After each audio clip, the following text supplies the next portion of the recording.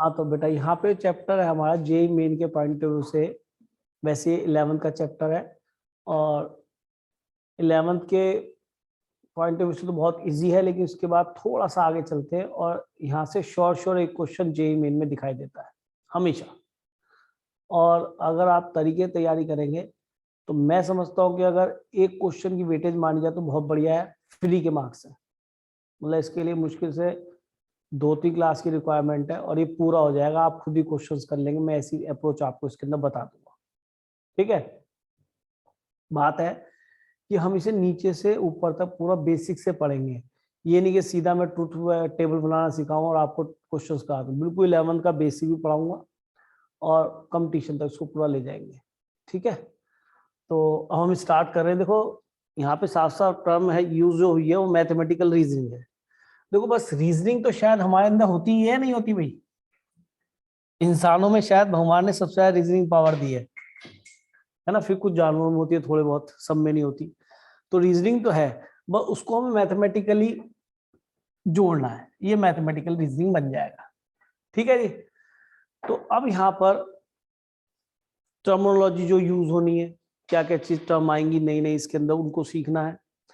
दूसरा जो है क्वेश्चंस 11th लेवल के जो होते हैं वही थोड़ा सा उसका फॉर्म चेंज करके वही जेई मेन लेवल पे आते हैं। फिर जेई मेन पे लेवल पे उसके अंदर टीचर के अंदर इतना दम नहीं है कि क्वेश्चंस को कितना भी एक्सटेंड कर पाए, ऐसा नहीं है इस टॉपिक में। एक लिमिट है कि इससे ऊपर वो नहीं जाएगा, ठीक है, इसलिए आसान है। अब मैं रीजनिंग के बारे में बता दूं जो कि आपके अंदर है ही। हमारे यहाँ 2 तरह की रीजनिंग है, एक इंडक्टिव रीजनिंग और एक डिडक्टिव रीजनिंग। होती ही 2 तरह की रीजनिंग है, ठीक है। दिखाई दे रहा है नहीं दिखाई दे रहा है, पहले बताओ। जी सर। Yes sir. दिखाई दे रहा है। तो इसके अंदर क्या है बेटा, मैं पढ़ के थोड़ा सा आपको बता दूं, इतना इंपॉर्टेंट नहीं, बस एक बार कहीं ऐसा ना हो लिखा आ जाए इंडक्टिव रीजनिंग डिडक्टिव रीजनिंग, तुम कहोगे सर ये तो आपने पढ़ाया ही नहीं था, है ना। ये रीजन है जो मैं बता रहा हूँ और कोई वजह नहीं है, ठीक है। तो यहाँ पे साफ साफ लिखा है, ध्यान से देखो।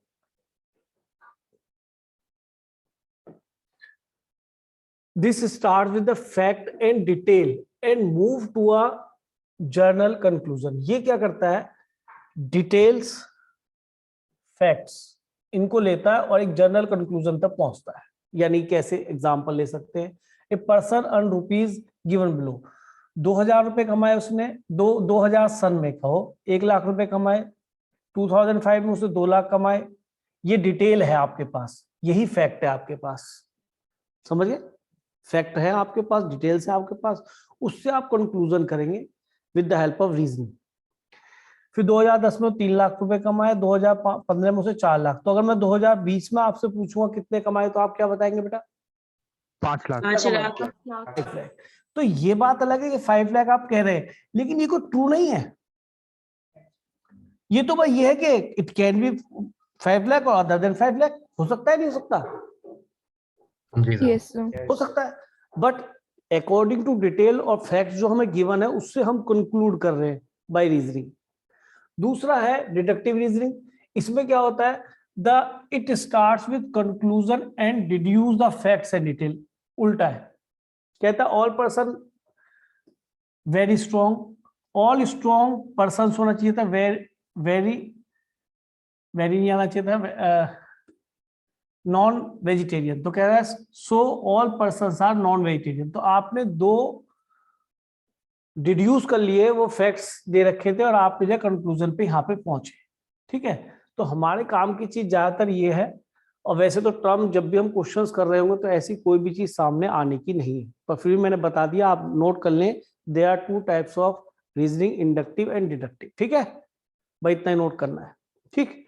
आगे चलते हैं बेटा। आगे यहाँ पर है सेंटेंस। तो देखो सभी आप सेंटेंस का मतलब समझते हैं, वाक्य। हिंदी में बोलेंगे तो वाक्य हो जाएगा, इंग्लिश में सेंटेंस है। तो सेंटेंस आपने सब पढ़े ही हुए हैं, इंग्लिश जब पढ़ते हैं आप तो उसमें साफ है, जब जो है कम्युनिकेट करने के लिए लैंग्वेज को जो यूज करते हैं तो एवरी कम्युनिकेशन के लिए आपको एक सेंटेंस की रिक्वायरमेंट होती है, ये आप जानते हैं, इसमें बड़ी बात नहीं। अब इसमें सबसे इंपॉर्टेंट है असर्टिव सेंटेंस। असर्टिव सेंटेंस कहते हैं sentence that makes an assertion is called assertive sentence और डिक्लेरेशन, डिक्लेरेटिव। यानी अगर कोई डिक्लेरेशन कर दे आप, है ना, तो वो असर्टिव सेंटेंस में आता है, जैसे मास सपोर्ट्स लाइफ, तो दो चीजों के बीच में आ रहा है बेटा, मास सपोर्ट और लाइफ के, मास के बीच में और लाइफ के बीच में। इस तो ये डिक्लेरेटिव क्यों होगा, क्योंकि डिक्लेयर कर रहे हैं आप मास सपोर्ट्स लाइफ, है ना। तो ये इसमें बात बोलिए, any two individuals are always related, it is also declarative sentence. दो इंडिविजुअल रिलेट हो गए, एक तो मार्स और एक लाइफ, ठीक है। तो आप डिक्लेयर जब भी कोई चीज करेंगे, जैसे he is very strong, 2 + 2 = 5, declaration कर रहे हैं आप, वो चाहे गलत है, अरे 2 + 2 = 5 आपने बोला, ये आपने डिक्लेयर कर दिया, 2 + 2 = 5 है ना, लेकिन क्या है कि सर ये जो है डिक्लेरेशन है हमारी तरफ से फॉल्स है, वो बात अलग है, ठीक है। तो ये एक सेंटेंस हो सकता है असर्टिव, जिसके अंदर हम डिक्लेरेशन करते हैं कुछ। यहां तक क्लियर है, ये नोट करने वाली बात नहीं, बस मैं बता दूं ताकि आपको ध्यान रहे कि हमने आपको असर्टिव सेंटेंस के बारे में बताया, ये आपने इंग्लिश में 6th 7th 8th में पढ़ा होता है। आगे इंपेरेटिव सेंटेंस, ये भी पता आपको, the sentence that expresses the request और कमांड, जिसमें रिक्वेस्ट और कमांड होती है, उस टाइप के सेंटेंसेस को क्या बोलते हैं हम, इंपेरेटिव सेंटेंसेस, ठीक है जी। For example, please bring me a cup of tea, ये इंपेरेटिव सेंटेंस है।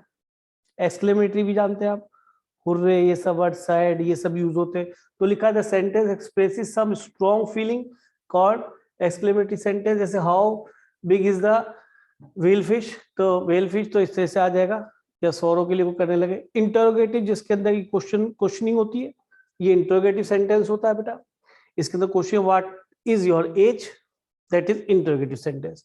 तो ऐसे बहुत सारे, व्हाट इज योर नेम, ऐसे सेंटेंसेस बन सकते हैं। तो टाइप ऑफ सेंटेंसेस मैंने आपको बताया, इसमें से हमारे काम का केवल अफर्मेटिव रहेगा, ठीक है। अब आगे हम चले, जो हमारे काम का है वो सेंटेंस जो मैथमेटिकली सेंटेंस होगा, उससे हम स्टेटमेंट किसे बोलेंगे, स्टेटमेंट किसे बोलेंगे, यहां हमारा फोकस होना चाहिए, यहां से हमें स्टार्ट करना चाहिए था, ठीक है।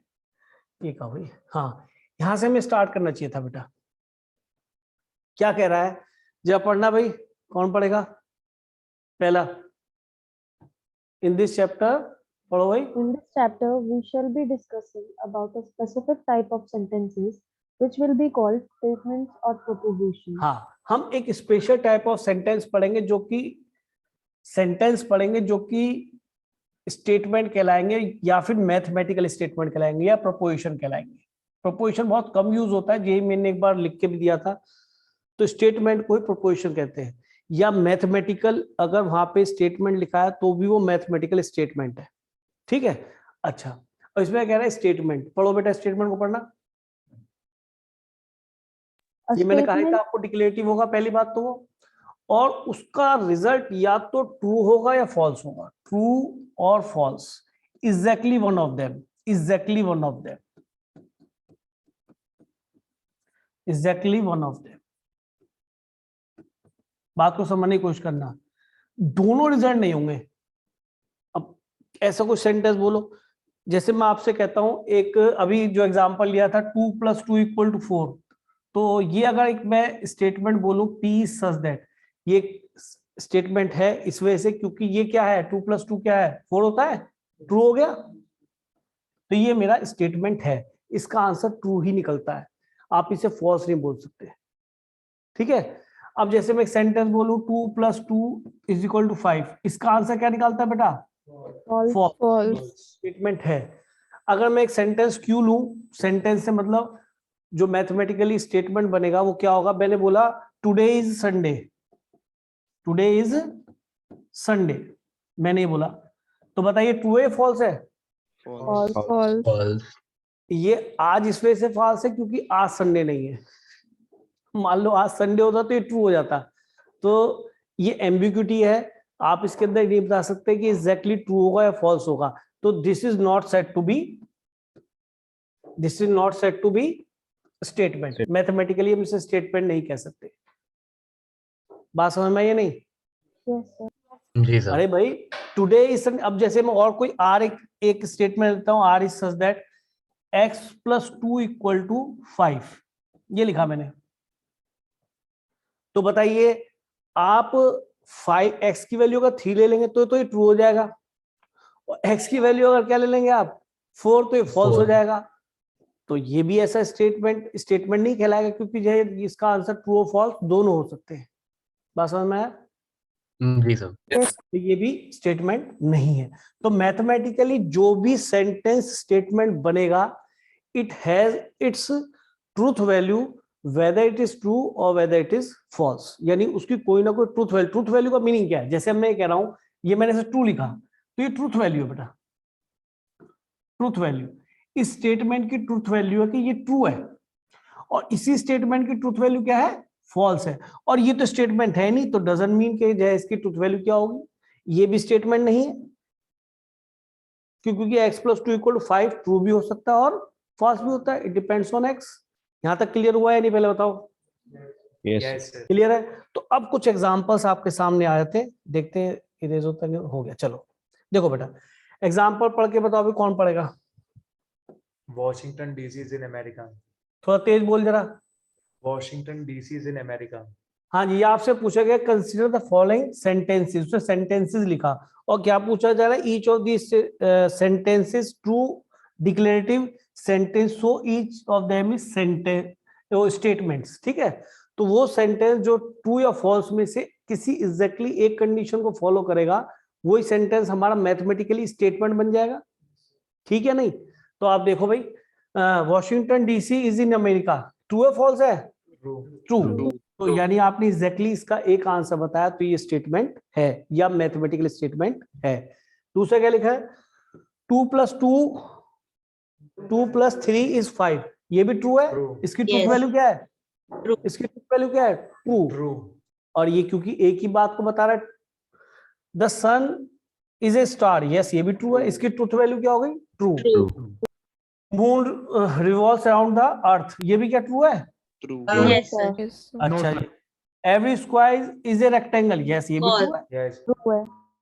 Every square is a rectangle, true है। यस सर मैथमेटिक्स के हिसाब से ट्रू है। ठीक है, चलो तो सब सारे ही सेंटेंसेस यहाँ पे स्टेटमेंट है मैथमेटिकली। बात समझ में आ गई? और सभी सेंटेंसेस की ट्रूथ वैल्यू क्या है? ट्रू ट्रू, क्योंकि या तो ट्रू होगा या फॉल्स होगा। तो फॉल्स भी एक ट्रूथ वैल्यू होती है, जिसको हम एफ से लिखते हैं। नेक्स्ट पेज पे आ जाओ बेटा, यहां तक क्लियर है? और एग्जांपल ले लेते हैं अच्छे वाले। हाँ जी, पढ़ो बेटा, दिखाई दे रहा है बेटा? Yes sir. पढ़ो भाई, कौन पढ़ेगा? बंसल साहब आप पढ़ो। 3 + 4 = 6. 3 + 4 = 6, 3 + 4 = 6, क्या ट्रू है फॉल्स है? False. False. फॉल्स है। तो ऐसे लिखा जाएगा, P is a statement 3 + 4 = 6 which truth value is false। Truth value, इस स्टेटमेंट की ट्रूथ वैल्यू क्या? फॉल्स। और क्योंकि ये केवल फॉल्स है, तो ये स्टेटमेंट तो है ही, इसमें कोई बात ही नहीं। आगे पढ़ो जी। The earth is every a star. Rectangle is square, तो ये भी क्या है? False. फॉल्स। False. अगला पढ़ो। The false. Every relation is a function. Every relation is a function, ऐसा तो नहीं होता, ये भी फॉल्स है। आगे जी। The earth is a star. The earth is a star, ऐसा तो नहीं है, तो प्लेनेट है, False.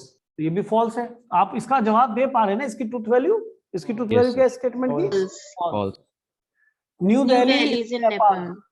ये भी फॉल्स है, False. False. और ये स्टेटमेंट भी, क्योंकि मैं इसे फॉल्स बता रहा हूँ। क्लियर हो गया होगा शायद? Yes, sir. Yes. Truth value statement की निकालना आगे, स्टेटमेंट समझ में आ गया? चलिए जी, नेक्स्ट आते हैं एग्जांपल। हाँ जी, अब कौन पढ़ेगा? अंश आप पढ़ो। अंश पढ़ो भाई, अंश क्लास में नहीं है? Give me a glass of water. हाँ, give me a glass of water, क्या ये स्टेटमेंट है?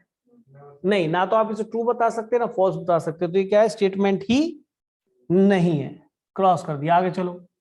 Switch on the light. Switch off the light, अच्छा वहां चला गया। ये भी ना ट्रू है ना फॉल्स है, स्टेटमेंट नहीं है। सेंटेंस है, स्टेटमेंट नहीं है। आगे। Bring some fruits from the fruit shop.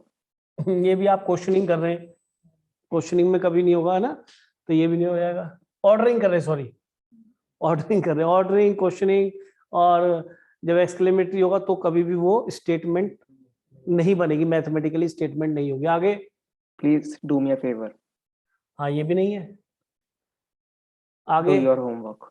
Do your homework, यहाँ पे ऑर्डर कर रहे हैं, ये भी नहीं है। तो ये सेंटेंसेस जितने भी हैं मैथमेटिकली स्टेटमेंट्स नहीं है। समझ में आ गया होगा अच्छी तरीके से। Next page. हाँ जी, अब क्या लिखा है पढ़ के बताओ। Consider following sentences. फिर आगे देखो, अब की बार क्वेश्चनिंग वाले आ गए। हाउ आर यू, क्या हो गया भाई, ये स्टेटमेंट है? No sir, No, sir. इसका कोई जवाब नहीं बोलो। नहीं है सर, नहीं है। आगे, is every set finite? No sir, No, No. sir. नहीं, इसका आंसर नो या यस में आ जाएगा। A no statement. नहीं। आप सर पूरा स्टेटमेंट नहीं है सर, है ना? डिक्लेरेशन नहीं है ना। Where is your pen? True बोलूं फॉल्स बोलूं? क्वेश्चनिंग हो गया, Statement नहीं है। तो question स्टेटमेंट नहीं है। Where are you going? True या फॉल्स? कोई नहीं सर, statement नहीं है Statement नहीं सर। है। आगे, have you ever seen Taj Mahal? Can not be said कि भाई हो भी सकता है कि देखा नहीं देखा, तो इसलिए आप इसके दोनों आंसर होंगे। इससे ट्रू और फॉल्स नहीं है, इनको ओपन स्टेटमेंट्स भी बोलते हैं। आगे चलते हैं। Next, consider following sentences. अब आप साइन वाले सब टाइप के मैंने सेंटेंस यहाँ पे शो करें, दिखाई दे रहा होगा आपको सभी को, नहीं है ना, ताकि आप सेंटेंस के बारे में समझें कि कौन से सेंटेंसेस आपके क्या बन सकते हैं, स्टेटमेंट्स। चलो जी, कंसीडर फॉलोइंग सेंटेंस पढ़ो भाई जरा। May God bless you. May God bless you नहीं है ना बेटा, ये भी Yes, sir. नहीं है। ये सेंटेंस स्टेटमेंट नहीं है। क्यों? क्या Exclamatory. क्या कर रहे हैं? Exclamatory. May you live long, ये भी नहीं है। तो इस तरह से बेटा सारे आपको समझ में आ रहे हैं क्यों नहीं है, क्योंकि ये सबके सब कैसे हैं, ट्रू और फॉल्स, इनके कोई भी आंसर बन सकते हैं।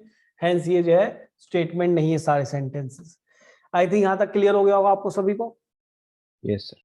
है बेटा? Yes, sir. सारा क्लियर हो गया होगा अच्छी तरीके से। अब आगे चलते हैं। आगे क्या बताना चाहूँ उसको सुनो ध्यान से।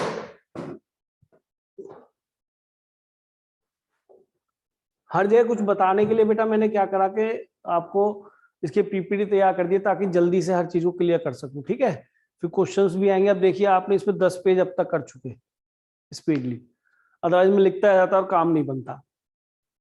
हाँ भैया, कौन पढ़ेगा? खुशी पढ़ी हो? The set of prime integers देखो हमारे is 11th infinite. क्लास में खुशी इस तरह क्वेश्चन बनता है कि आपको बताना पड़ेगा रीजन इस बात का कि वो जो है जो सेंटेंस लिखा है वो स्टेटमेंट या प्रपोजिशन है या नहीं, जस्टिफाई योर आंसर। ठीक है, तो हम उसको भी लेके चल रहे हैं, कोई चीज छोड़ेंगे नहीं, ताकि नीचे से ऊपर टॉपिक पूरा जाए। पढ़ो खुशी, पहला question. The set of prime integers is infinite. The set of prime integers, prime integers समझ गए, प्राइम नंबर की बात हो रही है, और वो कह रहा है वो कैसे हैं, इनफाइनाइट। यस, इनफाइनाइट होते हैं वो, काउंट थोड़ा कर सकते हो, निकलते हैं। जो नंबर अपने आप से कैंसिल होता है वही प्राइम होता है। तो the set of prime integer is infinite is a true declarative sentence. तो मैंने कहा था कि जितने भी डिक्लेरेटिव सेंटेंसेस बनेंगे are said to be Statement. statements. Whether the sentence is true or false doesn't matter, but declarative sentences के ही हम ट्रू और फॉल्स आंसर दे सकते हैं। ये रीजन है कि वही स्टेटमेंट्स आपके बनेंगे। अगला, The moon is made of green cheese. चलो, the moon is made of green चीज। वाह भाई वाह, ठीक है, तो ये फॉल्स है। और देखो फॉल्स है डिक्लेरेटिव सेंटेंस, तो आपको उसका रीजन देना पता पड़ा आपको। फॉल्स और ट्रू तो पता है, और वहां पे रीजन लिखा था, आप नहीं समझ पाए, डिक्लेरेटिव याद ही नहीं आया, अफर्मेटिव याद ही नहीं आया वहां पे, तो पता पड़ा जी ऑप्शन 4 में से आप टिक ही नहीं कर पाए। ठीक, तो कितनी छोटी सी चीज है, लेकिन पता होनी चाहिए। तो सब में डिक्लेरेटिव अफर्मेटिव तो आ ही रहा होगा, साथ साथ फॉल्स और वो ट्रू को ही बता रहा होगा कि वो ट्रू है या फॉल्स है। बात समझ में आ गई है नहीं? तो अब आपने मन में पढ़ सकते हैं मेरे हिसाब से। अब जैसे इसकी बात करें, मे गॉड ब्लेस यू, तो ये मेरे ख्याल में प्रपोजिशन है ही नहीं, है ना? Yes sir. The sentence may God bless you it is exclamatory sentence, है ना? तो इसलिए मैंने पहले ही आपको सेंटेंसेस बताए कि सेंटेंसेस कौन सी टाइप का है।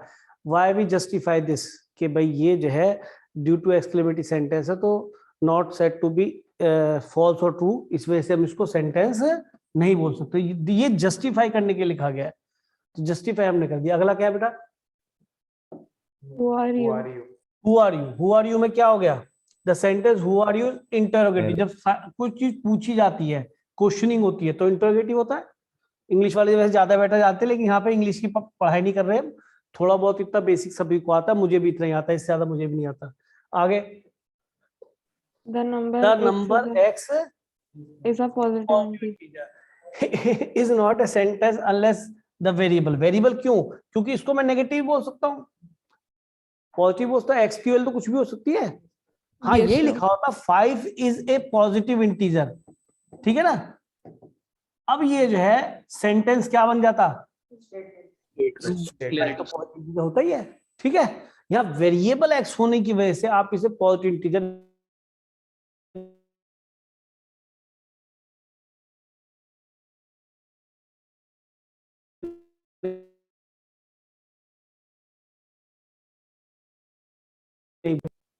अरे बोल दो भाई, घर वाले बोलेंगे जल्दी से,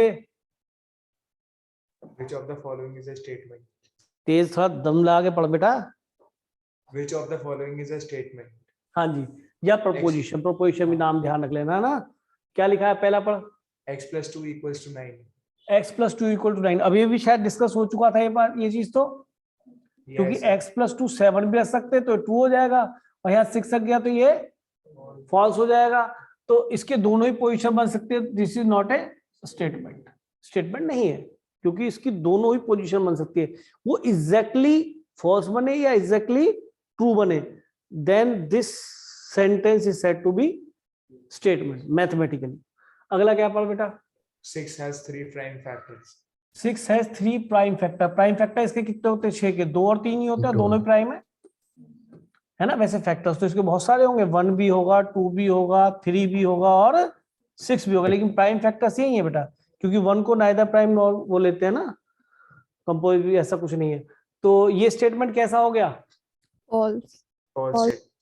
फॉल्स हो गया, तो पक्का फॉल्स है ना। है? Yes, sir. Yes, sir. 6 has 3 prime, हाँ पक्का फॉल्स है, क्योंकि 2 और 3 है। अगर ये फॉल्स हो गया तो ये स्टेटमेंट है, रीजन आपके सामने आ गया। अगला, X square plus 5x plus 6 equals to 0. 0 is not A statement. क्यों भाई, कौन बच्चा बताएगा क्यों? सर इसमें वेरिएबल Because इसकी वैल्यू डिपेंड कर रहा है कर सकते हैं कि क्या वैल्यू आएगी। क्योंकि वेरिएबल है वो, ये कुछ ऐसी बात होगी जैसे ये लिखा हुआ है। इसको अगर मैं लिख लूं x इक्वल टू 7, तो क्या आप इसे स्टेटमेंट बोलेंगे? No, sir. जी सर। नहीं, Yes, sir. No, sir. नहीं बोलेंगे, क्योंकि x की वैल्यू 7 भी लिख सकता हूँ इक्वल, और मैं चाहूँ तो 6 लिख दूं, 6 7 के बराबर नहीं होगा, तो ट्रू और फॉल्स दोनों ही हो सकता है। अगर मैं x रियल नंबर ही बोल दूं तो भी स्टेटमेंट नहीं होगा, ठीक है। हाँ वो अगर ऐसे कह दे x plus 2 is equal to 7 and x belongs to natural number, अभी भी स्टेटमेंट नहीं है। जैसे मैं x इक्वल टू क्या कर दूंगा, तुम्हारा इक्वल टू 5, अब ये स्टेटमेंट हो गई। और इस केस में भी देखो, पहला केस, दूसरा केस और तीसरा लिख दूं x is not equal to 5, अब भी ये स्टेटमेंट हो गई, क्योंकि अब ये फॉल्स हो गई, अब ये ट्रू हो गई, और अब ये ट्रू फॉल्स दोनों हो सकती है। बात समझ में आई नहीं आई? तो Yes. इससे sir. बच्चा को ये सोचा होगा, इस इक्वेशन को मैं सॉल्व करके कहाँ गई, 2 और 3 निकाल दूंगा, -2 और 3, तो भैया -2 और 3 पे 0 बनेगा, लेकिन इसके अलावा किसी और पे 0 भी नहीं बनेगा। आपसे ये थोड़ा कि x की वैल्यू -2 और -3, अगर साथ में वो लिख दे x is where x is -2 and -3, अभी ये जो लिखा था ये स्टेटमेंट बन जाएगा, क्योंकि ये ट्रू हो जाएगा। आई बात समझ में? और Yes, इसके sir. अलावा लिख दे कि ये नहीं होंगे, तो अब ये फॉल्स की कैटेगरी में चला जाएगा। क्लियर हो गया? पहले ये स्टेटमेंट नहीं था, क्योंकि x के बारे में बता नहीं रखा, तो x तो वेरिएबल है, चाहे इतने बड़ा वेरिएबल लिखा है चाहे इतना छोटा वेरिएबल लिखा है। समझ में आ गई बात? चले आगे। तो मैंने मैथमेटिक्स के हिसाब से भी लिख के दिखाया, लैंग्वेज के हिसाब से भी लिख के दिखाया कि कौन से सेंटेंसेस बनेंगे, ठीक है। हाँ जी, अब फिर आपके सामने आया check whether the following sentence statements. तो मेरे ख्याल में आप इन्हें देख लेंगे ना, रीजनिंग सामने है, एक बार आप पढ़ लीजिए, कोई पॉइंट समझ में नहीं आता तो मैं बताता हूँ। थोड़ा बड़ा कर दूं या दिखाई दे रहा है बेटा? दिखाई दे रहा है। दिखाई नहीं दे रहा तो देख लीजिए एक बार, मैंने थोड़ा बड़ा कर दिया, और चेक कर लो, अगर कोई चीज समझ में नहीं आ रही तो मुझसे पूछ लेना, एक बार रीड कर लो बेटा। तुम्हारे 11th में तो इतना ही पूछा था चैप्टर में, और सारा पढ़ा दूंगा। अभी तो मैं सेंटेंस को आराम से पढ़ाया, देखो लगभग 20 मिनट से ऊपर क्लास हो चुकी है, और मैंने सेंटेंस में सारी टाइप कैटेगरी समझाई है आपको, नहीं वेरिएबल का भी, मैथमेटिक्स के हिसाब से भी, इंग्लिश के हिसाब से भी सेंटेंस की कैटेगरी पढ़ाई है। हाँ जी, कोई डाउट है? No sir. No sir. चलने आगे पढ़ भी लिया है वैसे ही। फिर पढ़ बढ़िया लिया। सर। पढ़ लिया। चलिए, ये बहुत इजी था और मैंने तो नोट्स में था, तो मैंने कहा एक बार आपको जो दिखाया जाए। हाँ जी, अब काम की बात चालू होती है भाई। यहां से पहली बात तो हम, जैसे आपसे कहता हूं, एक मैंने स्टेटमेंट दी P, मैं लिखता हूं बेटा, ध्यान सुनना जरा, मैं लिखने का तरीका बताऊंगा क्योंकि वो आगे आएगा तो आपको पता पड़ना चाहिए कि क्या पढ़ रहे हैं आप। एक मिनट, ये दिखाई दे रहा है बेटा प्रॉपरली? अगर मैं आपसे कहता हूं एक स्टेटमेंट है, से P is such that I have a car, मैंने कहा आई हैव अ कार, तो ये क्या स्टेटमेंट है?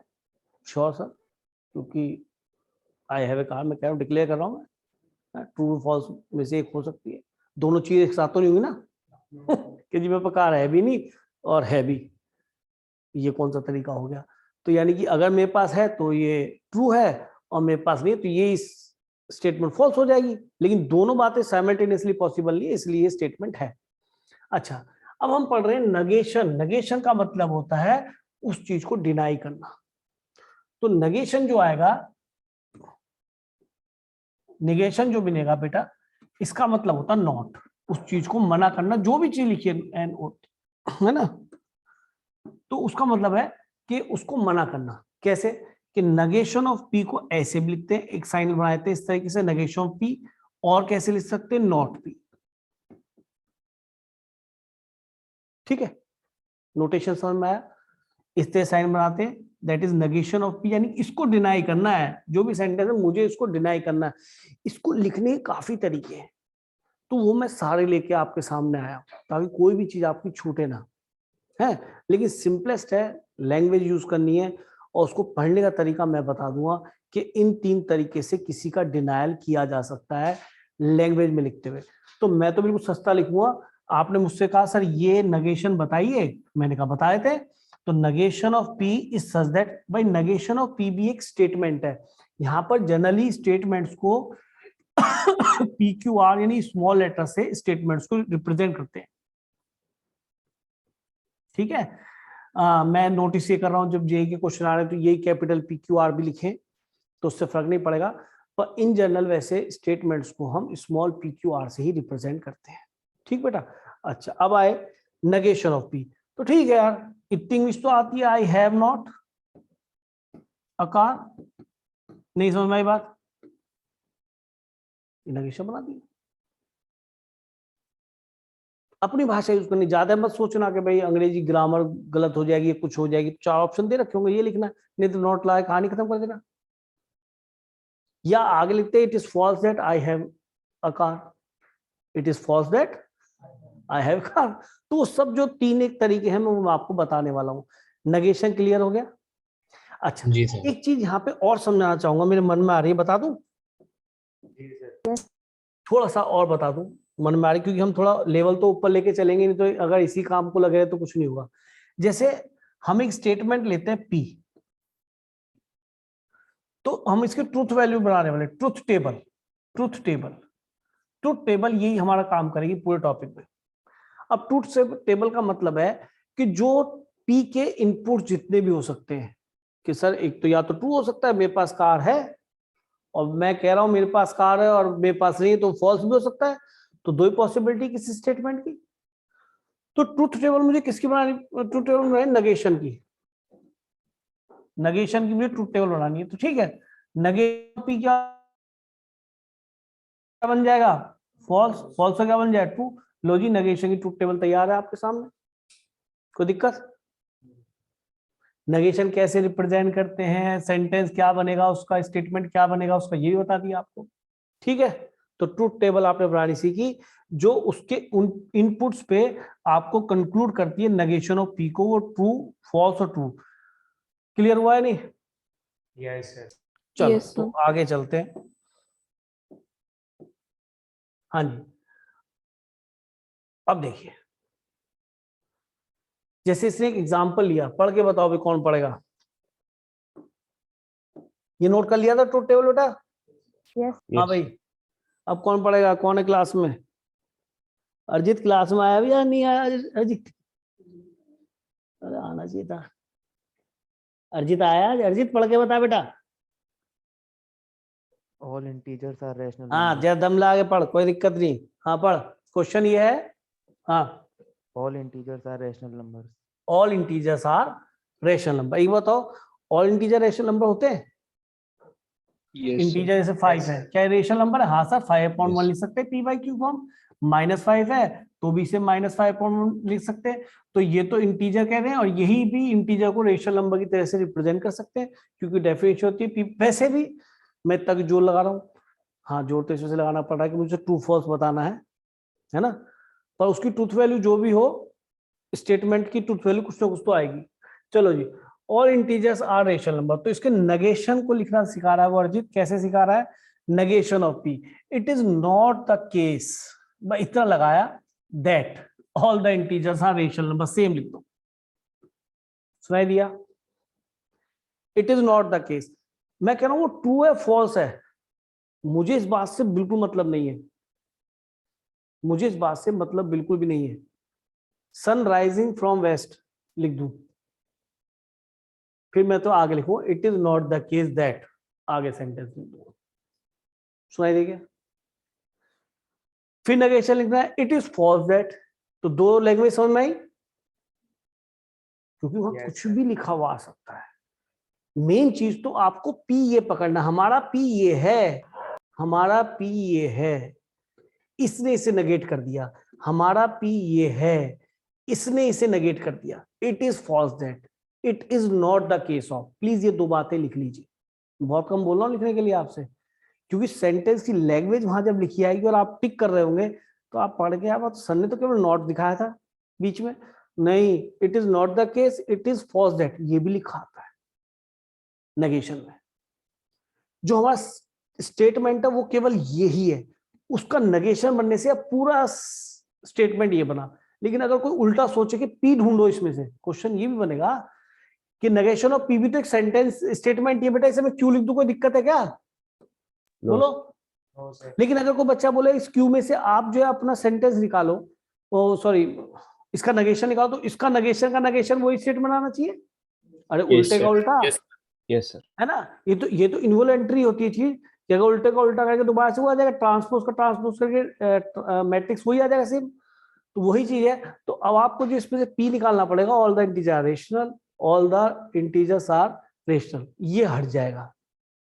और देखो एक तीसरी language, at least one integer is not a rational number. एक ये लैंग्वेज, ये बहुत कम यूज होती है, सबसे ज्यादा यूज होती है। और मैंने जो आपको सबसे बड़े बता रही थी, क्या लिखोगे?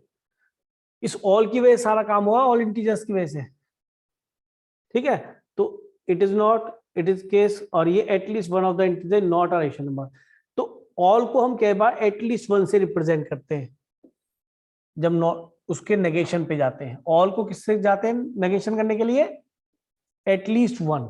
याद रखना, ऑल को किस में कन्वर्ट करते हैं नेगेशन करने पर? ऑल At least को one. नेगेशन करने At least पर one. At least one. One. Please keep in mind, बोल रहा हूं, एटलीस्ट वन पे जरूर जाना है, फिर नॉट तो लिखना ही लिखना है, ठीक है? तो ये दो तरह की लैंग्वेज तो पहली आसानी थी, इसमें ऑल को एटलीस्ट वन में कन्वर्ट कर लेते हैं और नॉट आगे लगाते हैं। अंग्रेजी भाषा है और कुछ नहीं है। यहां तक कोई प्रॉब्लम बेटा? अब देखो एक स्टेटमेंट इसे मैथमेटिकल भी लिख के दिखाई। Consider now the statement P is such that 7 is greater than 9। Obviously 9 कितना अच्छा लिखा है, कैसा है ये? फॉल्स है पक्का। अब तुम्हें तो इसका नेगेशन लिखना है, तो नेगेशन ऑफ P में दो बातें आ सकती है। एक तो आप ये लिख दें कि 7 9 से बड़ा नहीं है, मुझे नहीं पता वो स्टेटमेंट ट्रू था फॉल्स है, नहीं लिखना है। या फिर मैं नेगेशन P में क्या लिख सकता हूं कि 7 क्योंकि ग्रेटर देन लिखा है, मैथमेटिक्स क्योंकि मैं जानता हूं, लेस देन और इक्वल टू 9। मैं ये नहीं देख रहा 7 छोटा होता है बड़ा होता है, मुझे तो नेगेट करना है। तुमने जो कहा उल्टा कहना है, कपिल देव स्विमिंग करता है, स्विमिंग प्लेयर है, कपिल देव स्विमिंग प्लेयर नहीं है, नेगेट कर दिया, इट इज फॉल्स दैट। ठीक है, मुझे मतलब नहीं कपिल देव क्या है, तो पहले नॉट इक्वल टू से मैथमेटिक्स से आ सकते हैं, और फिर मैथमेटिक्स में क्यों ग्रेटर देन है तो इसका मतलब लेस देन इक्वल टू उसको नेगेट ही करेगा, क्योंकि कोई नंबर या तो बड़ा होगा या फिर छोटा या बराबर होगा। नेगेशन समझ में आ गई? चलूं आगे। जी सर। हाँ जी, अब कुछ मैथमेटिक्स के अंदर टर्म लिए गए हैं, उनको भी ध्यान से देखो। अबे हाँ, क्या क्या लिखा है? Right the negation of the following statements. साफ है, देखो कितना अच्छा इसके अंदर रिप्रेजेंट कर रखा है। पढ़ना भाई, अब कौन पढ़ेगा? सर मैं पढ़ूं? मैं नाम बोल। सर देव अरोड़ा। अरे अरोड़ा साहब, बहुत दिनों में तुम्हारी आवाज सुनी यार, पढ़ दो भाई, पढ़ दो। Sir new Delhi is a city. New Delhi is a city, ठीक है, सिटी है, ट्रू है, लेकिन हमें तो नेगेशन लिखना है। अब ये फॉल्स भी होता तो में फर्क नहीं पड़ता, क्या लिखा उसने नेगेशन में? देखो सारे केस बता रहा है, it is not the case that new Delhi is a city, बताया था आपको भी। It is false that new Delhi is a city, new Delhi is not a city, सबसे सुंदर टिकाऊ, इससे बड़े कुछ नहीं है। तो हमें ये तीन लैंग्वेज पकड़नी है। इसमें से पी हमारा ये था, इसके लगाने से नेगेट हुआ, पी हमारा ये था, इसके लगाने से नेगेट हुआ, यहाँ पे पी इसको हटाना ही पड़ेगा, तब ये हमारा पी बनेगा। आगे होंगे तीनों तरीके समझ में? Yes sir. Yes. है बेटा, बहुत इजी चैप्टर में बता रहा हूँ, केवल 2 क्लास मात्र में आप गारंटी से कह रहा हूँ सारे क्वेश्चंस कर लेंगे। मैं ऐसे ऐसे तरीके सिखाऊंगा आप इसके अंदर कि आप ट्रूथ टेबल के बिना भी क्वेश्चन कर पाएंगे, अलजेब्रा से भी और इससे भी, चाहे वो 11th का बच्चा हो चाहे 12th का बच्चा हो। ठीक है, तो हमें तो ये जेईई में क्वेश्चन करना ही करना है, और हमारे 11th में तो ये क्वेश्चन आते ही आते हैं। अगला पर बेटा second, I went to my class yesterday. I went to my class yesterday, ठीक है, negation of this statement. I did not, अब देखो ये थोड़ा मैथमेटिक्स की बात है, वेंट होगा तो डिड नॉट ही आएगा, डू नॉट नहीं आएगा, इतनी समझ होनी चाहिए। तो I do not go to my class yesterday, और क्या आ सकता है भाई, बोलो। ठीक है, दे बोलो, अब दिखाई दे रहा है, पढ़ो। Yes sir. It is not the case आ गया वही, और इट इज फॉल्स दैट आ गया। आगे अब यहां नॉट नहीं लगाओगे, यहाँ वेंट ही आएगा। अब भाई पहले ही मना कर रहा है। और I was absent my class, ये तो चलो बिल्कुल आपने उसका मीनिंग निकाल के दिया है, एब्सेंट। तो ये वाला बहुत कम यूज होगा, आई वॉज एब्सेंट बहुत कम यूज होता है, लेकिन फिर भी सेंस भी होनी चाहिए नेगेशन की। नहीं है, नॉट नहीं है, एब्सेंट लिख दिया, ठीक है, यानी इसको नेगेट कर रहा है ना, I went to my class, ये कह रहा है आई वॉज एब्सेंट, ठीक है, क्लास में एब्सेंट था, तो ठीक है जी, चले आगे। Yes. यहाँ बिल्कुल इंग्लिश भाषा ज्ञान आ गया और कुछ नहीं है। आगे चलते हैं, right the negation of the following. चलो जी, तो देखो मैथमेटिक्स के हिसाब से काफी चीज बता रखी है। मैं यहाँ पे क्वेश्चन ले रहा हूँ, इसका पार्ट थोड़ा बड़ा कर लेते हैं और तरीके से समझ आएगा। क्या लिखा है जी पहले क्वेश्चन में, देखें जरा ध्यान से, क्या लिखा है, सम ऑफ 2 प्लस 2 एंड 5 इज 9। ये हमारा सेंटेंस पी है, सॉरी स्टेटमेंट ही बोल दूं। और ये कैसा भाई, फॉल्स है या ट्रू है मुझे फर्क नहीं पड़ता, मुझे तो इसका नेगेशन लिखना है। It is false that sum of 2 and 5 is 9, the sum of 2 and 5 is not equal to 9, 2 plus 5 7 not equal to 9, so it is a statement true। ठीक है, तो उल्टा कर दिया, ट्रू कर दिया, फॉल्स था वैसे वो, हम ट्रू कर दिया। बात समझ में आ गई? तो मैं समझता हूँ इतना बहुत है, या इसको और कंटिन्यू करूं? बहुत है। बहुत है, चले आगे। Yes. चलो अब नेगेशन वाले क्वेश्चन खत्म करते हैं। लो जी, कंपाउंड स्टेटमेंट और सिंपल स्टेटमेंट, 2 चीजें हैं। कंपाउंड स्टेटमेंट और सिंपल स्टेटमेंट में क्या चीज है कि सिंपल तो ये है, जैसे मैंने यहाँ पे एग्जांपल लेता हूं, I have a car and mobile लिख दो।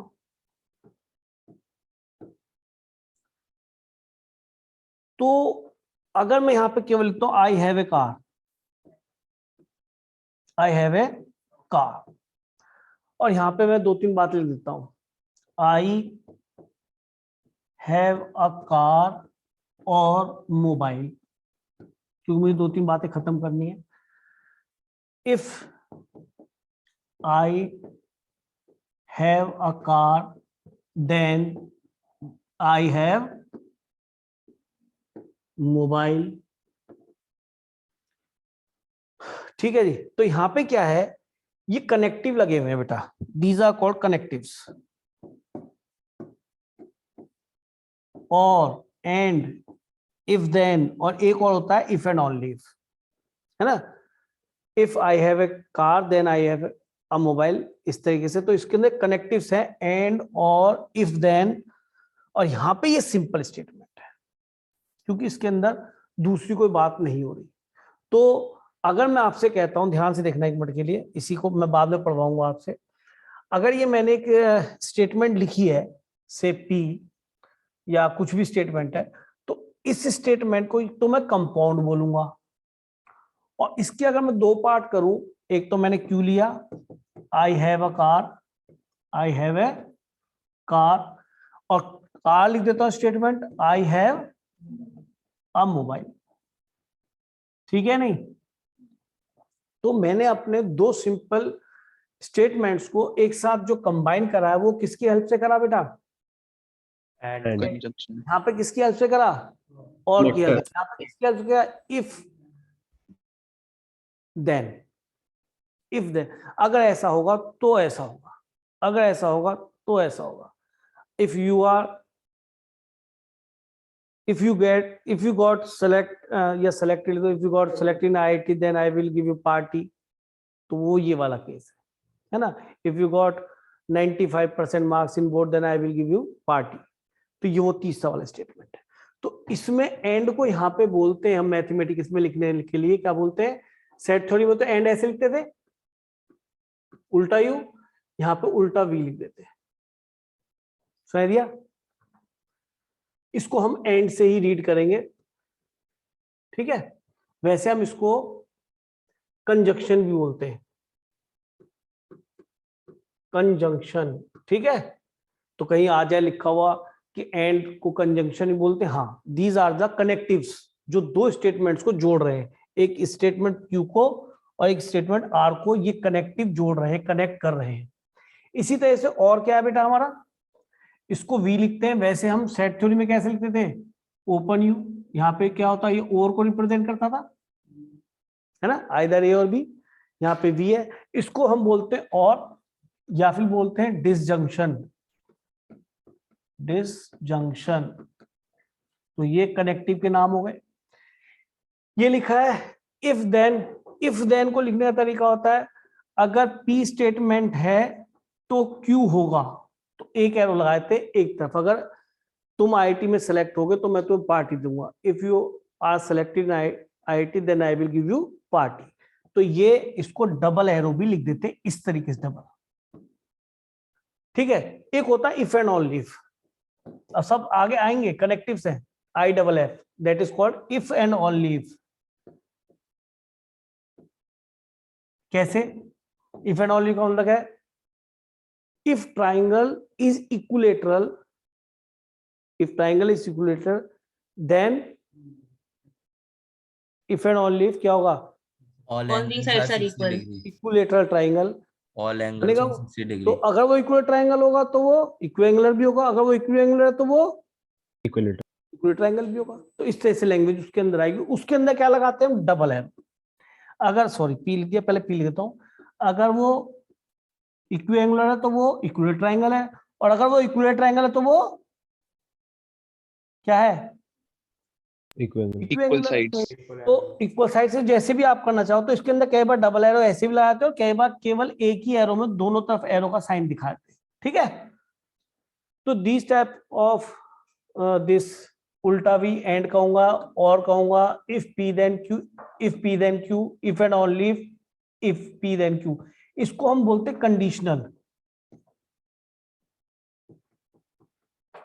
और इसको बोलते हैं बाई कंडीशनल. क्यों? अगर P से Q ट्रू होता है तो Q से P भी ट्रू होना चाहिए. तो इससे बोलते हैं बाई कंडीशनल. क्या बोलते हैं बेटा? से बाई कंडीशनल.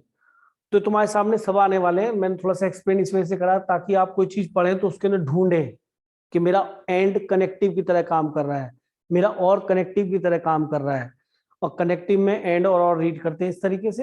बिल्कुल सेट थ्योरी वाला फंडा है, को खास भी वो बेसिक सेट थ्योरी जो आपने सबने पढ़ी है वो यूज हो जाती है, तो बहुत जल्दी क्वेश्चंस होते हैं। तो मैं आ जाऊं भाई क्वेश्चंस पे। यहाँ पे ये सब नोट किया आपने, नहीं करा बेटा? Yes, sir. Yes, sir. Yes. आगे चल रहा हूँ बेटा मैं। बहुत ध्यान देखो, फ्री के मार्क्स हैं, इसको तो लूट लो, बता रहा हूँ। इस भी मार्क्स को अगर हम एक क्वेश्चन को नहीं कर पाए वहां, तो हम जैसा बेवकूफ कोई नहीं है। ये क्वेश्चन तो वहां हो ही जाएगा, इसके लिए कोई एनर्जी वेस्ट करने की जरूरत नहीं है। बस ये है कि एक बार आपका पढ़ा हुआ हो, आप देख भी रहे होंगे। देखो लगभग 16 वर्कशीट मैंने इसके अंदर ऐसे एक्सप्लेन कर दी। चलो रिद्धि आप पढ़ो।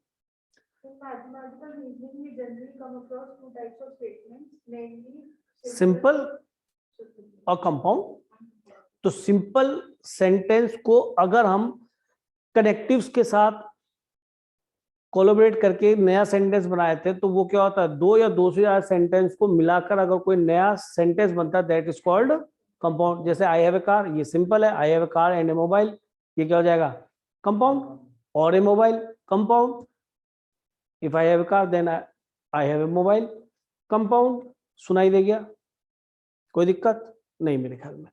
तो ये सारी बातें इसमें लिखी है, और इसमें लिखा है in other words the statement said to be simple if it can not be broken. ठीक बात है, अगर वो सेंटेंस सिंपल है तो उसको हम दो या उससे ज्यादा पार्ट्स में ब्रेक नहीं कर सकते, और अगर वो कंपाउंड है तो हम उसको दो या दो से ज्यादा सिंपल सेंटेंस स्टेटमेंट्स में ब्रेक कर सकते हैं। सुनाई दे गया?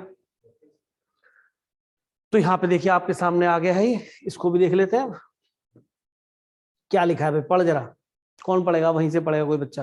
पढ़ो भाई। अक्षय कुमार पढ़ो बेटा। अक्षय। Yes, sir. पढ़ो भाई साहब। Consider the Example. following statements. Root 2 is an irrational number. हाँ जी, ये आपने पढ़ लिया, root 2 is an irrational number. तो ये क्या सिंपल है, कैसा है? Simple. Simple. सिंपल है। गुड, मैंने लिखा भी हुआ है नीचे, नीचे देख के बोल दे। अगला क्या है? The Well- set of real numbers is an infinite set. ठीक बात है, ये भी सिंपल सेंटेंस में कोई दो चीजें एक साथ, दो रिजल्ट हमें नहीं मिल रहा। आगे 2 प्लस, ये तो कुछ अधूरा सा दिख रहा है। हाँ, 2 2 plus plus 5 5 is less is than less 4. Then 4। ये भी सिंपल है, ठीक है। कभी कहते हो Yes. जी लेस देन है, सिंपल नहीं होगा, ठीक है। सिंपल ही है बेटा ये भी, ठीक है। जबकि लेस देन नहीं हो तो फॉल्स सिंपल है। इसकी ट्रूथ वैल्यू क्या है? फॉल्स। आगे कंपाउंड स्टेटमेंट आप समझते हैं, मैं सारा पढ़ा चुका हूँ शायद, है ना? पढ़ा दिया ना? तो थोड़ा सा फिर भी एक बार और अच्छी तरह से निगाह हो जाएगी तो ज्यादा बढ़िया रहेगा। कौन पढ़ेगा भाई? पहला पढ़ो भाई। Roses are red and violets are blue is a compound statement as it is composed of the statements roses are red and violets are कौन blue. कौन से इसके कंपोनेंट्स बने वो बता दूं? ये स्टेटमेंट तो था ही, roses are red and violets are blue, ठीक है। आपने क्या लिखना है? पी में जो दो इसके कंपोनेंट बने वो क्या है? पी, ये रोजेज आर रेड, और क्यू क्या लिखोगे? बोलो। Violets are blue. Violets are blue, ठीक है। ये इसके आपके क्या बन गए? कंपोनेंट्स। ये तुम्हारा कंपाउंड स्टेटमेंट बन गया। इसको आपने किस कनेक्टिव से ऐड करा बेटा? And and. अच्छा, अगर इसे मैथमेटिकल लिखे तो बड़ा अच्छा लिखेगा। इसका जनरल स्टेटमेंट ऐसे लिखा जाएगा, GS general statement. P and को ऐसे लिखते थे, याद आया? Yes, sir. एंड क्यों अभी पढ़ा है? Yes, sir. इसको मैथमेटिकली जनरल स्टेटमेंट को हम P एंड Q ऐसे लिख देंगे। P को डिफाइन कर देंगे रोज आर रेड और वॉयलेट्स आर ब्लू। कितना इजी। तो मैं क्या सिखा रहा हूं आपको? सेंटेंस लिखा मिलेगा, आप पहले उसे मैथमेटिकल लैंग्वेज में लिखेंगे, वो सिखा रहा हूं। क्योंकि जब मैथमेटिकल लैंग्वेज में आप लिखेंगे तो आप उसे कर पाएंगे, आगे उसको डिकोड कर पाएंगे, मतलब नहीं तो डिकोड होगा ही नहीं अगर उस मैथमेटिक्स में लिखेंगे नहीं उसको, ठीक है। तो लैंग्वेज में लिखा था, आपने पकड़ लिया होगा, दिखाई दे रहा है साफ साफ बेटा? नहीं? Yes, चलो sir. अगला बेटा, अगला पढ़ भाई। The school works or a holiday is declared is a compound statement as it is. Compound है क्योंकि इसके अंदर दो चीजें आ रही है ना, तो मैं पी Yes, क्या sir. लिखूंगा बेटा? The पी क्या school लिखूंगा? आप works. सभी लिखो, द स्कूल लिखो, School सबके works साथ are school declared. works. और क्यों क्या लिखोगे भाई? Holiday is declared. Holiday is declared. ठीक है जी। अब जो मेरा स्टेटमेंट है वो मैथमेटिकल कैसे लिखेगा? जनरल स्टेटमेंट कैसे लिखोगे? बीच में क्या आ रहा है? कनेक्टिव। और क्या लिखोगे? पी वी, इसको वी बोल दो या और बोल दो, पी और क्यू। बात समझ में आई? या आप इसे क्या बोल सकते हैं? डिसजंक्शन। Disjunction. ठीक है, क्लियर हो गई? तो ये सब चीजें पता होनी चाहिए बेटा। मैं तुम्हारे क्वेश्चन तैयारी करा रहा हूं, उसको ध्यान से देखें। क्लियर हो गया? कंपाउंड से कैसे आपने अपने दोनों सिंपल स्टेटमेंट्स निकाले और उसको जनरल स्टेटमेंट को कैसे आपने मैथमेटिकली रिप्रेजेंट करा। सुनाई दे गया? आगे चले भाई। Yes. हाँ भाई, थर्ड पढ़ भाई। John is intelligent or studies every night is also a compound statement as it is composed of John is intelligent is and John intelligent. studies every night. बस एक को पी लिखोगे, एक को क्यू लिखोगे, और हमारा जनरल स्टेटमेंट क्या बन गया? पी पी उल्टा एंड क्यू। बात समझ में आ रही नहीं आ रही? मैंने Sir, मैथमेटिक्स में पीछे उसको और है। और है ना सर? और था, Yes. सॉरी, और ध्यान नहीं दिया भाई, ध्यान नहीं दिया, ऊपर ध्यान नहीं दिया, तो वी लगा देंगे। ठीक है, ये और को रिप्रेजेंट करता है। आगे जी। If it rains, then the school may be closed is a compound statement as it is obtained connecting the two simple इसको statements. पी लिख दूं, इसको क्यू लिख दूं, और फाइनली क्या लिखा जाएगा? If P then Arrow. Q, Conjunction. P then Q. आया समझ में? ये कौन सा है हमारा कनेक्टिव? कौन सा है? Conditional. That is our conditional connective, जो दो सेंटेंस को कनेक्ट कर रहा है, सिंपल सेंटेंस को, that is called conditional connective. यानी अगर ऐसा है तो ऐसा होगा, उल्टा नहीं जा रहे हो। If you got 90% marks in board examination, then I will give you party, तो वो क्यों है? तो ये यहाँ बाई कंडीशनल है, बाई कंडीशनल नहीं है। आगे देखिए,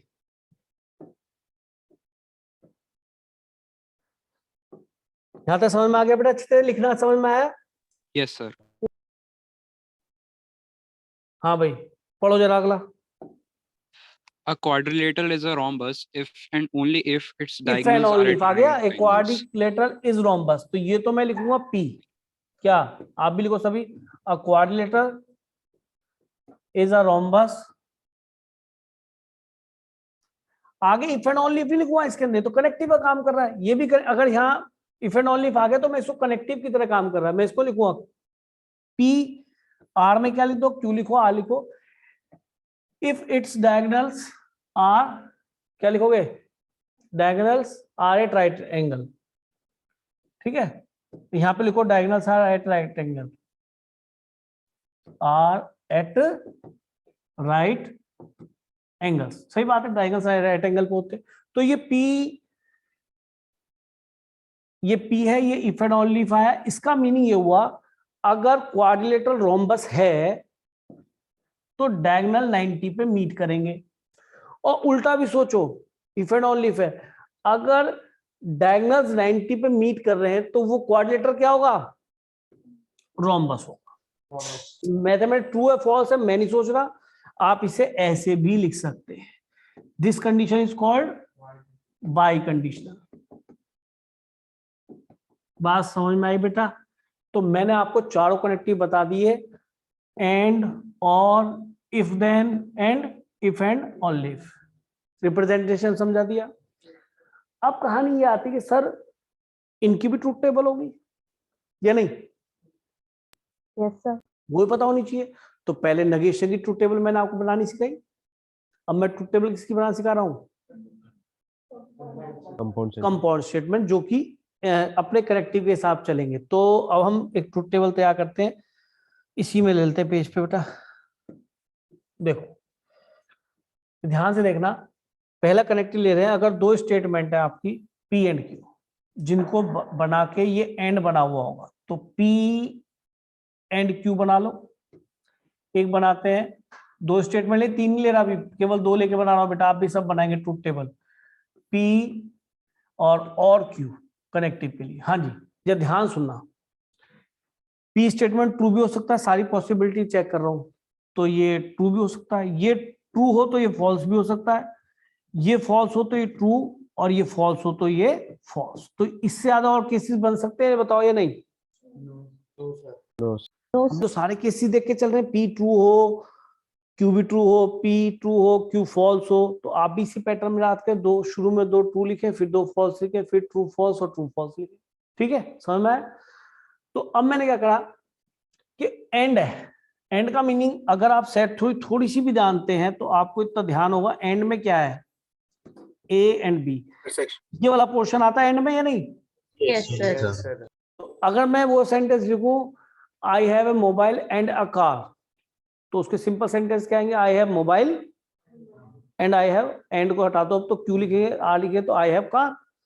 तो जब मुझ पे दोनों चीजें होंगी, मोबाइल एंड कार, तभी तो ट्रू होगा जी सर। ओब्वियसली। तो दोनों चीजें हैं मुझ पे, मैं ट्रू कर दिया। और सब केस में क्या लिखूंगा मैं, भाई मेरे पास कार है, मोबाइल नहीं है, कार नहीं है, मोबाइल है, और दोनों चीजें नहीं तो बिल्कुल भी कुछ ना है। ठीक है, तो जी ये सर। हमारा एंड का टेबल तैयार हो गया। अब इसी में मैं कंडीशन, अब देखो वैसे आगे 2 टाइप के हमारे यहाँ और आते हैं, और एक तो होता है इंक्लूसिव और एक होता है एक्सक्लूसिव। तो इनके बारे में बात करूंगा, लेकिन हमारे मैथमेटिक्स में इंक्लूसिव ही होता है। आप याद करो, जब भी मैंने आपको परम्यूटेशन कॉम्बिनेशन पढ़ाया या आपने प्रोबेबिलिटी 10th क्लास में पढ़ी, तो हम और का मतलब समझते हैं, आई हैव ए मोबाइल एंड एक और ए कार, ओ आर और बोल रहा हूं, इंग्लिश वाला ओ आर और अ कार। तो और का मीनिंग हमारे यहाँ इंक्लूसिव इस तरह से होता है कि हम ये मान के चलते हैं कि हमारे पास या तो मोबाइल है या कार है या दोनों है। यूनियन में आता था ना, और यूनियन में आपका ये पोर्शन भी आता है, जी सर। ये भी आता है, और एंड वाला भी आता है यूनियन में। अरे यूनियन में तो पूरा ट्रेस हो जाता ना ये, यस सर। याद करो। तो ये इंक्लूसिव और होता है। इंक्लूसिव का मतलब, और का मीनिंग अगर लेमैन लैंग्वेज में जाए, लेमैन का मतलब कॉमन भाषा में, मैं कहूँ अबे तेरे पास या तो कार है या मोबाइल है, जबकि मैं मैथमेटिक्स के हिसाब से ठीक बोला। दूसरा आदमी ये भी समझ सकता है एक्सक्लूसिव और, कि या तो इसका मोबाइल है या केवल कार है, एग्जैक्टली मोबाइल है, एग्जैक्टली कार है। लेकिन हमारा मैथमेटिक्स चाहे प्रोबेबिलिटी में चले जाए या कहीं पे भी जाए, तो वो ये कहता है कि इंक्लूसिव और है हमारा। और का मीनिंग समझ गए? तो जब भी हमारे यहाँ यूज होने वाला है वो इंक्लूसिव और यूज होने वाला है। वो बात लगे कि एग्जाम में हमसे वो इंक्लूसिव एक्सक्लूसिव और दोनों के बारे में पूछ ले कि भाई ये बता इस सेंटेंस में इंक्लूसिव और जो है इंक्लूसिव की तरह काम कर रहा है या एक्सक्लूसिव की तरह काम कर रहा है। तो ये भाषा ज्ञान होने की बात है। लेकिन हमारे मैथमेटिक्स में तो और का मीनिंग, और का मतलब ए यूनियन बी होता है, और ए यूनियन बी में या फिर यहाँ पे कहूँ वी में हमें और का साइन क्या बताएगा, चाहे वो एलिमेंट यहाँ से आए ए से, ओनली ए से, चाहे ओनली बी से कि उसके पास कार ही है या मोबाइल है, या यहाँ से आए जिसपे कार और मोबाइल दोनों है। भाई या तो केवल वो कॉफी पीता है या वो केवल चाय पीता है, और यहाँ पे कौन है, दोनों पीता। तो हमारा यूनियन में नहीं आता था ये पूरा, यूनियन तो यहाँ और का काम कर रहा है भाई। ठीक है, तो इतनी बड़ी परेशानी नहीं है हमारे लिए, इंक्लूसिव और ही है। तो जब भी है it is meant by inclusive और, नॉट एक्सक्लूसिव और। तो इंक्लूसिव एक्सक्लूसिव और का मीनिंग आप समझ गए नहीं समझे बेटा? तो ध्यान रखना इन चीजों को।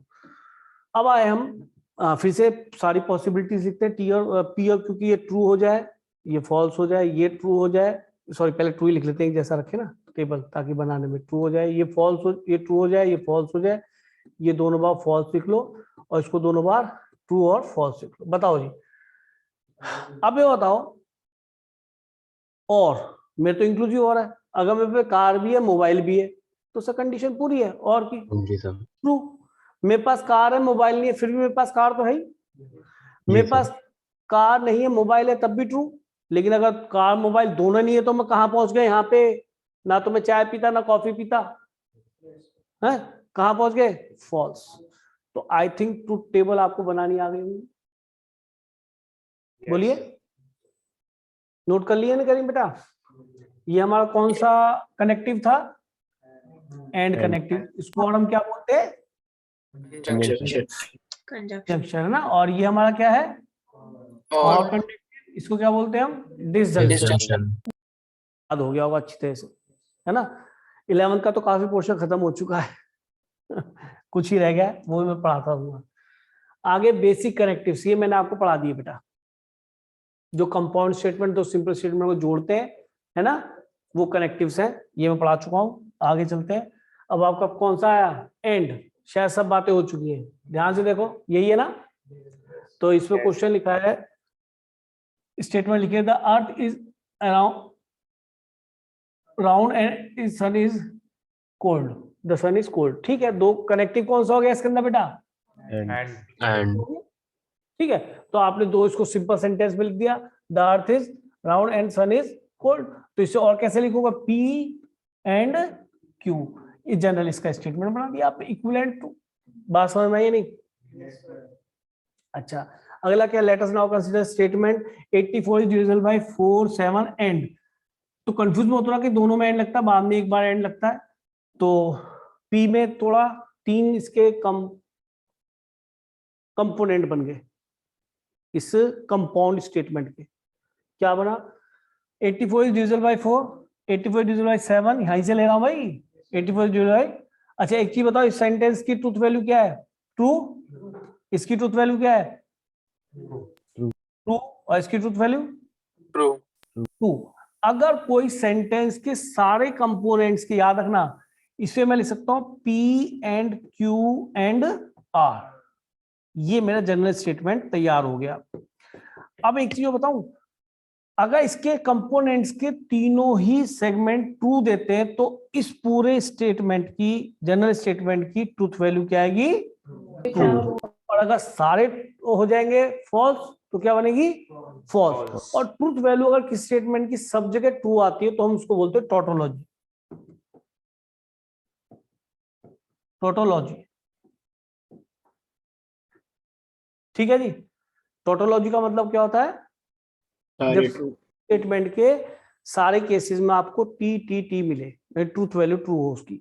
अगर मैं यहाँ पे कह दूं, इसी क्वेश्चन में एक क्वेश्चन खुद बना लो, यहाँ पे लिख दो 84 की, या तो लिख दो 7, या लिख दो 12, या लिख दो 13। 13 इज डिविजिबल बाय 2, 3 एंड 5। समझ गए? तो 13 तो वैसे ही प्राइम नंबर है यार, 2 से और 3 से 5 से नहीं हुआ। तो इसके अंदर जो पी क्यू आर में आएगा, यहाँ पे भी फॉल्स आएगा, यहाँ पे भी और यहाँ पे भी। लिख के दिखाऊं क्या, समझ गए? P Q R. तो जनरल स्टेटमेंट तो मेरे ख्याल में यही बनाया एंड के लिए, लेकिन इसका क्या मिलेगा आपको, फॉल्स, सारे फॉल्स मिलेंगे। तो इसको हम बोलते हैं या तो फॉलेसी, ठीक है जी, या तो फॉलेसी बोलते हैं, या फिर क्या बोलते हैं, कॉन्ट्राडिक्शन। कॉन्ट्राडिक्शन, ठीक है, या फिर बोलते हैं कॉन्ट्राडिक्शन। तो इसे एफ से रिप्रेजेंट रेयरी करते हैं, सी से भी रिप्रेजेंट करते हैं, ठीक है। कॉन्ट्राडिक्शन बोलेंगे अगर सारे ही तीनों के तीनों कंपोनेंट क्या बन जाए, फॉल्स, तो उसे कॉन्ट्राडिक्शन बोलते हैं या फॉलेसी बोलते हैं, ठीक है। क्लियर है? आगे चलूं बेटा, टर्मिनोलॉजी इतनी है, और तो मैं क्या बताऊं, मेरे ख्याल में इसे पढ़ लोगे, सनशाइन इट्स रेन, है ना, और लग रहा है बीच में, तो P और Q, ये हमारा जनरल स्टेटमेंट तैयार हो गया। ये दोनों उसके सिंपल सेंटेंस है, क्लियर है? अगला, हाँ भाई, यहाँ पे थोड़ा सा इंक्लूसिव और एक्सक्लूसिव और के बारे में समझाया, जो कि मैंने अभी अभी आपको बताया था, है ना, उसको भी यहाँ इससे एक्सप्लेन करा है, क्योंकि 11th में सिलेबस में है इंक्लूसिव और एक्सक्लूसिव और का एनसीईआरटी में क्वेश्चन, तो जेई में भी वही आता है। पता पड़ा हम ट्रूथ टेबल, और पता नहीं हवाई जहाज तो पढ़ के चले गए, साइकिल चलानी हमें आती नहीं, तो कई बार वहां फंस जाते हैं। नंबर तो फिर भी वही 4 मिलने उस पर भी, और -1 भी मिलना है। तो क्यों ना हम इस छोटी सी बात को एक बार पढ़ लें, ठीक है। क्या लिखा है भाई, मैंने आपको बताया था हमारे यहाँ जो इंक्लूसिव और है वो क्या कहता है, P और Q और नॉट बोथ। एक ये तो कहता है हमारा क्या, किस बात के लिए कहता है बेटा, नॉट बोथ। और एक क्या कहता है, P Q और बोथ, है ना, यही होता है। दोनों में कहाँ लिखा है, हो जाएगा इंक्लूसिव और है या एक्सक्लूसिव। एक्सक्लूसिव मतलब उनको नहीं रखे हुए, इंक्लूसिव मतलब उनको भी रखे हुए, दोनों को एक साथ। सीधी सी बात है ना। तो अब हम इसका एग्जांपल पढ़ लेते हैं। पढ़ो भाई, कौन पढ़ेगा? अरे बोलो। सर मैं ही पढ़ यशुल दूं? पढ़ो। Yes sir. हाँ कहाँ से पढ़ना? ये वाला। Let us consider the statements given by P. The school is closed if it is a holiday or Sunday. If it is holiday और संडे, इसका मीनिंग यहाँ पे ये जो और काम कर रहा है वो इंक्लूसिव और का काम कर रहा है या एक्सक्लूसिव और का काम कर रहा है? क्या कहना चाह रहा है वो? बोलो। ये कह रहा है इंक्लूसिव और काम कर रहा है। क्यों इंक्लूसिव कर रहा है?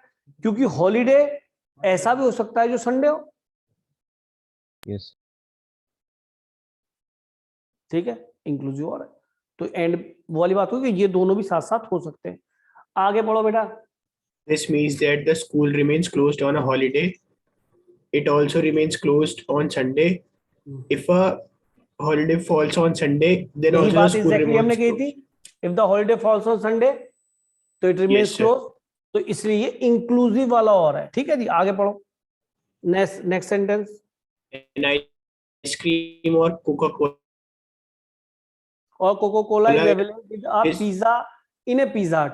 देखो भैया, आप पिज्जा हट में गए और वहां पर आइसक्रीम और कोक अवेलेबल है, तो ऐसा कोई नहीं होगा कि जो आपको यहाँ पे दोनों चीज दे देगा। और वहां पिज्जा हट पे और इसी वजह से लिखा होता है, दोनों चीज नहीं होती कभी भी वो इंक्लूसिव नहीं होती, याद करो। अरे पिज्जा हट पे तो वहां नीचे लिखा होता है ओब्लिक करके के आप जो है ये वाला पिज्जा लेते हैं तो आपको या तो आइसक्रीम ले लो ओब्लिक OR और इंग्लिश भाषा में, या फिर क्या ले लो, कोल्ड ड्रिंक ले लो। Coke. तो एक ही चीज लोगे, वो इंक्लूसिव और है। Yes, sir. जबकि sir. नेम एंड लैंग्वेज में Exclusive. वो और ही लिख रहा है, पर वो कैसा और है? Exclusive. तो ये मत कहना सर मैथमेटिक्स वाले संजीव सर ने तो पढ़ाया था और में दोनों चीजें भी आ सकती हैं। वो तो पूरा यूनियन होता है और का मतलब। तो हमें तो आइसक्रीम और वो दोनों ला के दे, कोल्ड ड्रिंक, हमने पिज्जा लिया है। मैथमेटिक्स तो ये कहता है। ठीक है, तो इसने यहाँ पे लैंग्वेज को थोड़ा सा समझाया है, जबकि हमारे मैथमेटिक्स में हमेशा क्या होता है? Inclusive. इंक्लूसिव और। ठीक है, तो मेरे ख्याल में ये इसी की बात कर रहा है भाई। यहाँ पे कौन सा होगा? ये एक्सक्लूसिव और। आई थिंक टर्मिनोलॉजी क्लियर हो गई होगी आपको अच्छी तरीके से। Yes. sir. देखो इतना सारा मैटर है, बिना इसके मैं पढ़ा नहीं पाता, चाहे कितना भी कुछ कर लेता, क्योंकि टर्म इतनी सारी है। क्वेश्चंस करने में इतना मतलब 2-3 तरीके बता दूंगा, 2 तरीके अच्छे अच्छे, आपको दिक्कत नहीं आने की। लेकिन इसको इतना समझना बहुत जरूरी था, ताकि अभी देखो अभी तो इतना काम हुआ भी नहीं है। अब देखो भैया क्या पूछा है इसके अंदर याशुल? Find the component statements of the following compound statements.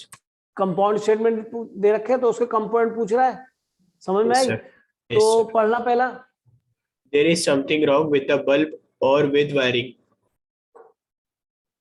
तो इसके सिंपल क्या पढ़ेगी ये वाले?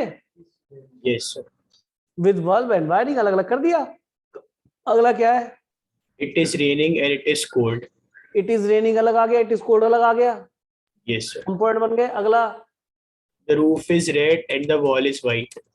आ गया, roof is red and wall is white, अलग अलग। Yes, sir. अगला The sun shines or it rains. ये ऊपर से पढ़ रहा है, इसको क्या लिखोगे? PV Q। इसको क्या लिखोगे दूसरे वाले को? P and Q। पहले वाले को क्या लिखोगे दूसरे वाले को? P and Q. P and Q। अगर P है इसको क्या लिखोगे mathematically? P or Q. PVQ। ठीक है, और मतलब अगला 0 is a positive number or a negative number. तो PVQ। समझ में आ गया होगा अच्छी तरह से, Yes. मैथमेटिकली लिखना सीख लिया आपने। हाँ जी, अगला पढ़ो।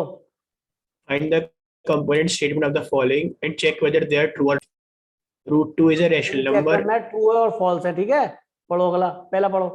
Root 2 is a rational number or an irrational number. ठीक है, तो पहले में तो आपने डाल दिया √2 इज रैशनल नंबर, और दूसरे में डाल दिया √2 इज एन इरेशनल नंबर। तो P तो क्या हो गया भाई तुम्हारा? True False. रेशनल है, फॉल्स। और दूसरा क्या हो गया? True. ट्रू। तो कनेक्टिव जो और है, कनेक्टिव क्या है इसमें? और Or ये तो पूछा उसने, कनेक्टिव पूछा होगा शायद, ट्रू और फॉल्स पूछा होगा। तो पूरा है? ट्रू हो जाएगा। तो ये पूरा ट्रू हो जाएगा, भाई साहब कह रहे हैं, बताना, ट्रू हो जाएगा। Yes, sir. अगर मैं इसको P बोलूंगा, इसको V बोलूंगा, Q बोलूंगा, तो क्या बनेगा बेटा?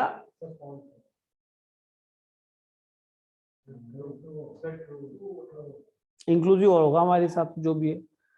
चलो आगे दूसरा, All integers are positive or negative. और इंटीजर्स आर पॉजिटिव, ये फॉल्स है।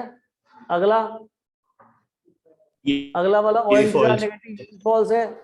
तो कनेक्टिव वर्ड और है, बस यही देखना था। P and Q both are false. अगला पढ़ लोगे ये तो हो जाएगा। आगे चल दो भाई, Yes, sir. चलो Yes. टाइम वेस्ट नहीं करना। अगला भाई For each पढ़िए of the ना। following statement, determine whether an inclusive or an exclusive or is used. ये आता है क्वेश्चन क्लास में कि आपको ये पहचानना होगा कि वेदर इट इज इंक्लूसिव और एक्सक्लूसिव। ठीक है जी, अब पहले सब अपने आप पढ़ लें, फिर डिस्कशन करेंगे बेटा।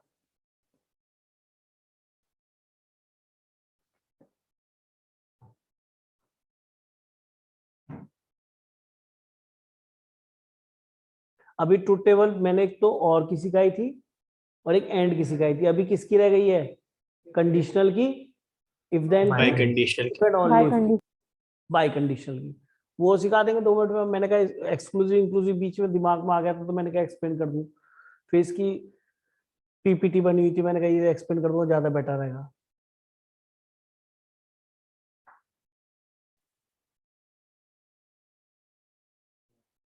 हाँ जी, क्लियर हो गया या नहीं? बताओ भाई। ऐसा क्वेश्चन एनसीईआरटी एग्जाम में है, मैं आपको बता रहा हूँ, इस वजह से मैंने दिया है एग्जाम्पल के फॉर्म में। हाँ जी, कौन पढ़ेगा? Harshita Agarwal, Yes, sir. पढ़ो बहन जी। Sun rises or moon sets. ठीक है, वो लिखा है। तो एक चीज बताइए, क्या दोनों चीजें एक साथ हो सकती हैं? तो ये कौन सा हुआ? ये एक्सक्लूसिव और हो गया। Yes. ठीक है, अगला। All integers are positive or negative. क्या एक इंटीजर साइमल्टेनियसली पॉजिटिव नेगेटिव हो सकता है? नहीं। तो इसका ये भी एक्सक्लूसिव और। अगला बेटा। Two lines intersect at a point or are parallel. 2 lines intersect at a point At a और point. पैरेलल, क्या दोनों चीजें एक साथ हो सकती हैं? ये भी कैसा है? एक्सक्लूसिव और ही होना चाहिए, लिखा भी हुआ यार। अगला। The school is closed if it is a holiday or a Sunday. अभी बताया था, ये तो इंक्लूसिव और का था, क्योंकि Yes. वो संडे हॉलीडे भी हो सकता, वो हॉलीडे संडे भी होता है, या संडे तो हॉलीडे होता ही है। चले जी आगे। Yes. अब और क्लियर हो गया होगा। आगे, write the component of statement of the following compound sentence, check whether the statement is true और false. Compound statement is true और फॉल्स। तो यहाँ पर थोड़ा सा ध्यान से देख लेते हैं। देखो, इसमें पहला कंपाउंड स्टेटमेंट ही लिखा हुआ है, 50 इज मल्टीपल ऑफ 2 और बोथ 2 and 5। ठीक बात है, होता है। तो P इज मल्टीपल ऑफ 2, ये पहला हमने सिंपल स्टेटमेंट इसमें से निकाल दिया। 50 इज मल्टीपल ऑफ 5, ये भी ठीक है। We observe that P and Q both are true, therefore the compound statement is true. और वैसे भी एंड लग रहा है दोनों के ट्रू होने पे ही ट्रू होगा। ठीक है, अगला पढ़ो जी। और भाई 0 is less than every positive integer and every negative integer. ये वाला गलत हो जाएगा है। तो इसका Yes. पहले वाला क्या हो गया? 0 is less than every positive integer, true हो गया। True. और नीचे वाला False. देयरफॉर, क्योंकि बीच में क्या लगा हुआ था इनके बीच में भाई? And and. तो दोनों को साथ साथ होना चाहिए ट्रू। Yes, तो ये sir. इसलिए कंपाउंड स्टेटमेंट क्या बन जाएगा? ये False. False. का भी है फॉल्स, ये लिखा। आ रही बात समझ में नहीं बेटा? Yes. बहुत sir. इजी है भाई, जी बहुत सर। इजी है। कोशिश करूंगा ये पीपीटी आपको सेंड कर दूं, ठीक है? Yes, sir. तो ज्यादा बढ़िया रहेगा। देखो मुझे सेंड फेंड करनी कैसे होगी वो देख लूंगा बाद में। आगे the compound statement of the given statement. हाँ जी, तीसरा क्या है? A line is straight and extends indefinitely in both directions. ठीक बात है, लाइन स्ट्रेट होती है एंड एक्सटेंड। तो पहले वाला क्या है भाई? ट्रू। True. पक्का? और Yes. दूसरे वाला जी सर। True. True. ट्रू। और बीच में क्या लगा हुआ था? And एंड तो दोनों ट्रू है तो ट्रू हो जाएगा। Yes. आई बात समझ में Yes, नहीं? sir. कोई दिक्कत ही नहीं, बहुत इजी है, ठीक है जी। अच्छा अगला, All living things have 2 legs and 2 eyes. भला ये तो गलत है, ऑल लिविंग थिंग तो 2 लेग्स ही हो करें, ये तो फॉल्स हो सके। No, sir. Yes, sir. All living things क्या है, both P and Q are false, और इनके बीच में क्या लग रहा हुआ है, And And तो क्या है, compound statement is False. false. ठीक है, समझ में आ गई। तो आज की क्लास हम इतनी करते हैं, इसके आगे फिर पढ़ाएंगे, याद कर लो 25वीं आ गई है आपकी, ठीक है, 25 के आगे मैं पढ़ा दूंगा, ठीक है। क्लास ओवर करें, जी sir. नमस्ते Okay, बेटा, sir. नमस्ते सर। Thank you. अगली नमस्ते वेडनेसडे सर। क्लास होगी इस तरीके से, ठीक है। नमस्ते सर। नमस्ते बेटा, नमस्ते, नमस्ते सर। नमस्ते बेटा, thank you, sir. खुश रहो बेटा।